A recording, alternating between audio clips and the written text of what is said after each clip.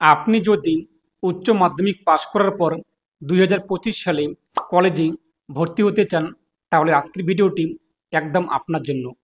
তো আজকের ভিডিওতে আমরা আলোচনা করব এবার কবে থেকে কলেজে ভর্তি প্রক্রিয়া শুরু হবে, কিভাবে আপনারা অনলাইনে আবেদন করবেন, কোন পোর্টালে গিয়ে, পাশাপাশি কোন কোন ডকুমেন্টসের প্রয়োজন পড়বে, মেরিট লিস্ট কবে প্রকাশিত হবে, কলেজের ক্লাস কবে থেকে শুরু হবে, বিস্তৃত থাকবে আজকের ভিডিওতে। অবশ্যই আজকের ভিডিওটি আপনারা সম্পূর্ণ শেষ পর্যন্ত দেখবেন এবং আপনি যদি এখনও পর্যন্ত ভিডিওতে লাইক না করে থাকেন, অবশ্যই লাইক করে দেবেন, পাশাপাশি চ্যানেলকে সাবস্ক্রাইব করে পাশের বেল আইকন ক্লিক করে সরকার রাখবেন পরবর্তী ভিডিওগুলো সবার আগে পাওয়ার জন্য। এবং আপনারা কোন জেলা থেকে ভিডিওটি দেখছেন কমেন্টে আপনি আপনার জেলার নাম জানিয়ে দেবেন। প্রতি বছর কিন্তু উচ্চ মাধ্যমিকের রেজাল্ট প্রকাশিত হবার পরপরই কলেজের ভর্তি প্রক্রিয়া শুরু হয়। আর এবারও আপনারা কিন্তু সেন্ট্রালাইজ অ্যাডমিশন পোর্টাল থেকে সম্পূর্ণ বিনামূল্যে কলেজে ভর্তি হওয়ার জন্য আবেদন জানাতে পারবেন। এবং এই সেন্ট্রালাইজ অ্যাডমিশন পোর্টাল থেকে আপনারা একসঙ্গে 25টি কলেজে ভর্তি হতে পারবেন। আমরা যখন উচ্চ মাধ্যমিক পাশ করার পর কলেজে অ্যাডমিশন নিয়েছিলাম, তখন আমাদের কিন্তু কলেজের পার্টিকুলার ওয়েবসাইটে গিয়ে কিন্তু অ্যাডমিশন হতে হয়েছে।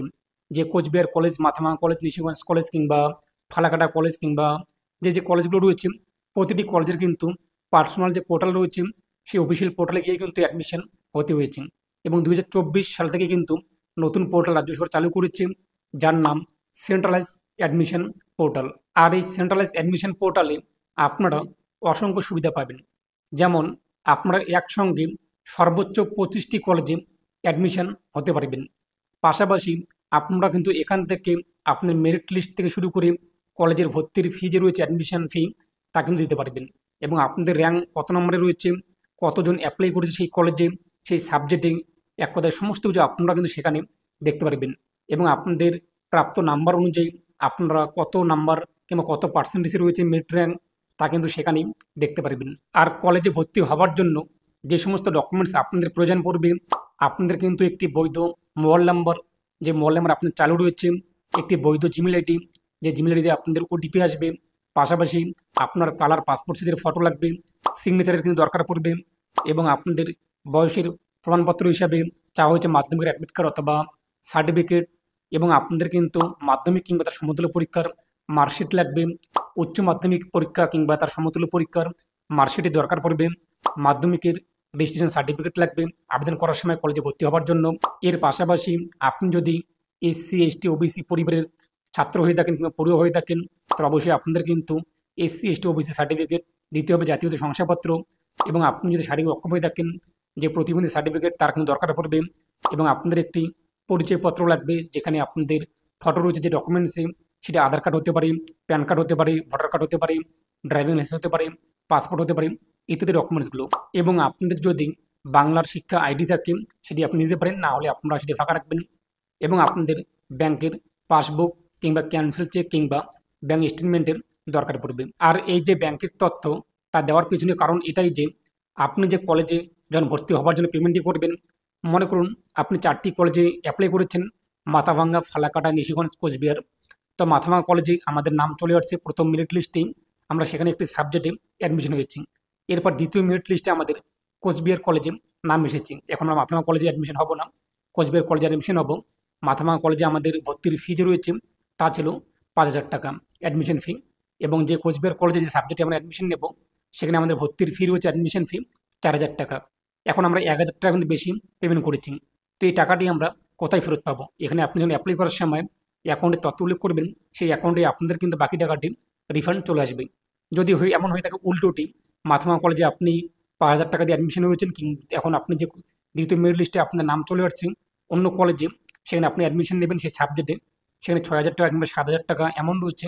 আপনি যেহেতু প্রথম কলেজে 5,000 টাকা দিয়ে অ্যাডমিশন হয়েছেন, তো দ্বিতীয় কলেজে আপনাদের কিন্তু আর 2,000 টাকা দিতে হবে। যেহেতু সেখানে 7,000 টাকা, আমরা আগেই অলরেডি 5,000 টাকা পেমেন্ট করেছি, এই জন্যই আপনাদের কিন্তু ব্যাংকের তথ্য দিতে হয়। এখন প্রশ্ন হলো যে কবে থেকে কলেজের ভর্তি প্রক্রিয়া শুরু হবে? গত বছর উচ্চ মাধ্যমিকের রেজাল্ট এবং এ বছরের উচ্চ মাধ্যমিকের রেজাল্ট কিন্তু একই তারিখে দেওয়া হয়েছে। এবং গত বছর যে কলেজের ভর্তি প্রক্রিয়া তা শুরু হয়েছিল 24শে জুন থেকে। এবং এবছর কোন অফিসিয়াল নোটিশ কিন্তু এখনও প্রকাশিত হয়নি। এছাড়াও সেন্ট্রালাইজ অ্যাডমিশন পোর্টাল, যেখানে গিয়ে আমাদের অ্যাপ্লাই করতে হবে কলেজে ভর্তির জন্য, সেই পোর্টাল কিন্তু বর্তমানে অফলাইন করে দেওয়া হয়েছে, সাইটে কিন্তু কাজ চলছে। তো যেহেতু গত বছর 24শে জুনে ভর্তি প্রক্রিয়া শুরু হয়েছিল, এই বছরও কিন্তু আনুমানিক সেই প্রথম থেকে তৃতীয় সপ্তাহ কিংবা এই যে মে মাসের লাস্ট উইকের দিকে ভর্তি প্রক্রিয়া শুরু হতে পারে। আর সমস্ত আপডেট আপনারা কিন্তু এই চ্যানেলে পেয়ে যাবেন। এবং আর কিছু বিষয় আমি আপনাদেরকে জানিয়ে দিই, কবে থেকে একটা পেমেন্ট স্টার্ট হয়েছিল, কবে থেকে মেরিট লিস্ট প্রকাশিত হয়েছে গত বছরের, সেই তারিখগুলো আমি আপনাদেরকে একটু জানিয়ে দিচ্ছি। গত বছর কিন্তু 24শে জুন থেকে ভর্তি প্রক্রিয়া শুরু হয়েছিল, 7ই জুলাই পর্যন্ত সেই ভর্তি প্রক্রিয়া চলছে। এরপর 12ই জুলাই প্রথম দফার মেধা তালিকা প্রকাশিত হয়েছে। এরপর 18ই জুলাই প্রথম দফার ভর্তি কিন্তু শুরু হয়েছে, একটা শেষ হয়েছে। এরপর 23শে জুলাই শুরু হয়েছিল কিন্তু আপগ্রেডেশন রাউন্ড। তো এই যে আপগ্রেডেশন রাউন্ড, এর মানে কিন্তু যদি আপনাদের প্রথম মেরিট লিস্টে নাম না আসে, সেক্ষেত্রে আপনারা কিন্তু আপনাদের সাবজেক্ট চেঞ্জ করতে পারবেন।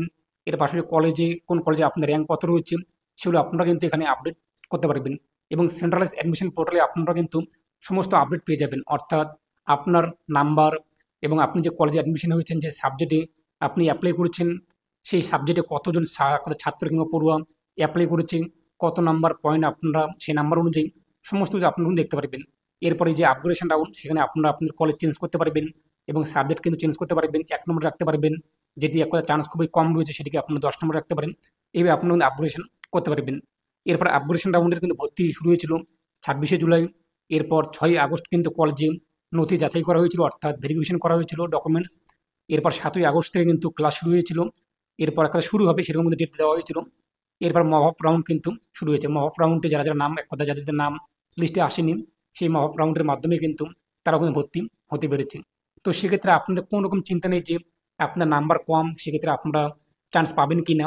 প্রত্যেকে কিন্তু চান্স পাবেন, কোনো রকম আপনাদের সমস্যা নেই, চিন্তা করবেন না। যখনই ভর্তি প্রক্রিয়া শুরু হবে আমি আপনাদের কিন্তু আপডেট জানিয়ে দেবো।